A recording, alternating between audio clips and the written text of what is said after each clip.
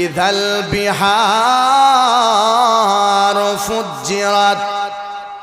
এ মুসলমান ভাই, বাহিরে যারা আছেন, মেলায় যারা আছেন, অথবা রাস্তায় যারা আছেন, বালা করে শুনবা।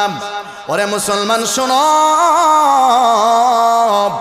আমরা বর্তমানে টাকা জমা করিয়া আমরা ওই সুনামগঞ্জের বৃহত্তর একটা হাওয়ার আছে, টাঙ্গুয়ার হাওয়ার আছে না নাই? আমরা টাঙ্গুয়ার হাওয়ারে আমরা পিকনিকে যাই, আমরা খানা খাইতে যাই, শরীরকে একটু আরাম করার জন্য যাই, নিজেকে রিফ্রেশ করার জন্য যাই কি যাই না? ওরে মুসলমান শোনো, ওই টাঙ্গুয়ার হাওয়ারে আপনি গেলেন, এত সুন্দর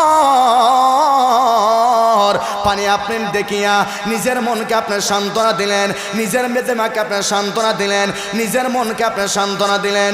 আমার আল্লাহ বলেন, বান্দা শোন, ওই সাগরের পানি কিয়ামতের সময় কেমন হবে? আটলান্টিকের পানি জায়গায় থাকবে না, কালা পানি সাদা পানি